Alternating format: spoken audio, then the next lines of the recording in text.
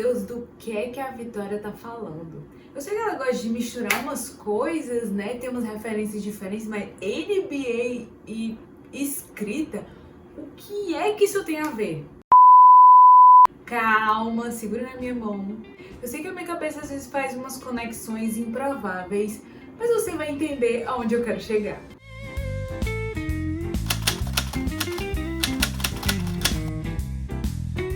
Há uns dias atrás eu estava assistindo um jogo da NBA, final de conferência entre o New York Knicks e o Indiana Pacers, e dois times de basquete jogando, um ganhando de 14 pontos de vantagem.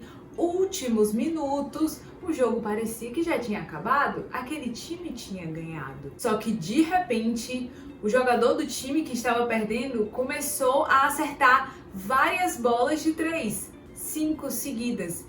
E de repente, o time que perdia por 14 agora só perdia por 2. Então, a estrela do time chama a responsabilidade, dribla o marcador, joga a bola faz aquele arco, bate no aro, sobe uns 2 metros de altura acima da tabela e cai na cesta. E a multidão fica incrédula e os jogadores invadem a quadra e prorrogação.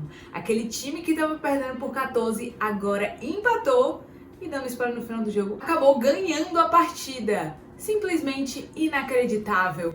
Era vários memes no Instagram e no X e no YouTube, Absolute Cinema, nem os roteiristas de Hollywood escreveriam essa história.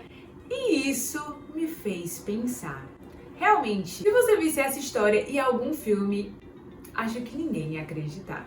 Esse jogo me fez pensar sobre algo, como muitas vezes a realidade pode ser mais absurda do que a própria ficção. Porque vamos combinar, se isso tudo que eu contei estivesse em um livro ou um filme, muita gente ia reclamar que estaria forçado.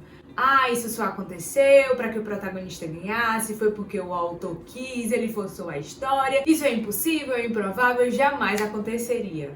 Mas aconteceu! Porque na vida real, o acaso, o improvável, o impensável acontecem. E aqui abrindo um parêntese, é por isso que os esportes entregam narrativas, né, histórias tão incríveis e por isso que muitas pessoas gostam de acompanhar. Por causa das reviravoltas, das histórias de superação, das coisas engraçadas, das coisas impensáveis. E aí viram memes, lendas, grandes narrativas, documentários.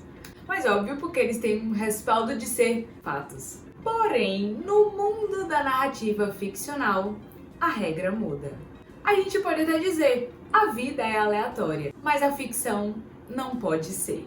Quando a gente fala de narrativa, de storytelling, essas coincidências, essas coisas improváveis, têm que ser usadas com parcimônia.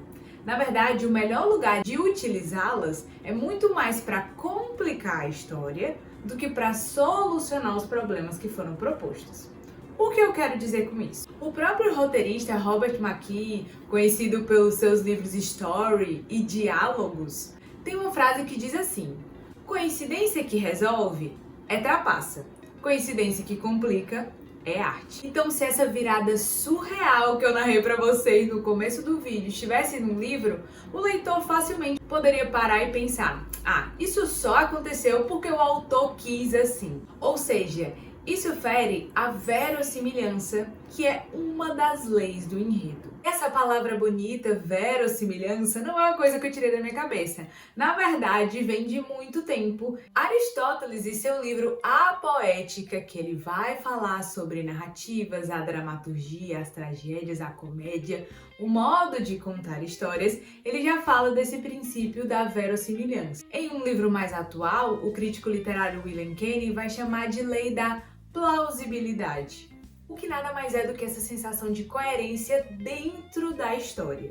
Ou seja, a história tem que ser crível, tem que ser plausível. Ela não aconteceu porque é uma ficção, mas poderia ter acontecido, mesmo que seja uma fantasia. Ela está coerente dentro dos termos que o autor estabeleceu para aquele universo.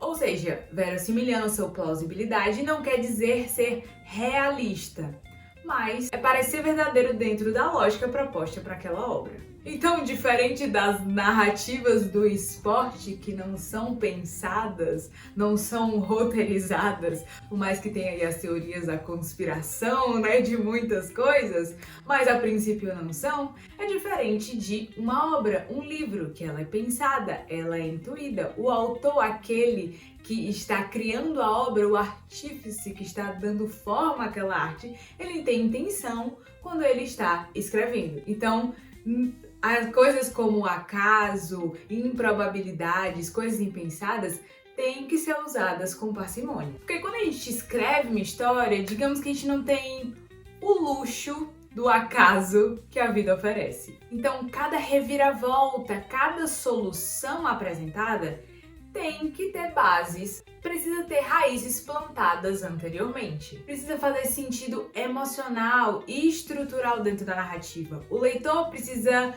ler e pensar, claro que isso aconteceria, eu só não percebi antes, mas faz sentido dentro de tudo que foi me apresentado até aqui. Então, não quer dizer que não surpreenda, mas não pode vir do absoluto nada. Coincidências podem existir? Sim, elas podem existir, mas têm que ser usadas com parcimônia, justamente para não quebrar esse pacto de confiança, digamos assim, entre o leitor e o autor. Então, ao mesmo tempo que a gente percebe que histórias como no esporte, que eu trouxe o exemplo aqui para vocês, tem grandes narrativas com personagens comparados a heróis, vilões, atletas que se superam, que se redimem, que se sobressaem ou que acabam em tragédia, fazem com que muitas pessoas acompanhem e se interessem. Mas o grande diferencial é que ninguém escreve esse roteiro.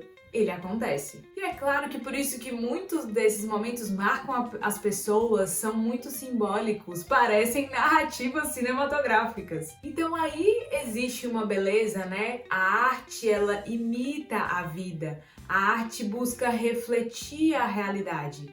Porém, diferente da realidade que está suscetível ao acaso, às improbabilidades, impossibilidades, coisas surreais que possam acontecer, a arte busca ser organizada e estruturada em um certo nível. Justamente porque um dos objetivos da arte é passar uma mensagem. O artista tem um propósito com aquilo que ele está criando. Então, da mesma forma, ele tem uma responsabilidade. E é por isso que a arte acaba tendo a responsabilidade de criar algo que seja coerente, que nos emocione, que tenha os momentos catárticos, como o próprio Aristóteles traz, mas que não percam esse sentido de verossimilhança. Então, o que um jogo da NBA pode te ensinar sobre escrever? Primeiro, que as coincidências da vida real são diferentes das coincidências do livro. Segundo, que o autor deve se inspirar e observar a vida real, afinal a arte reflete a realidade, ela parte da realidade,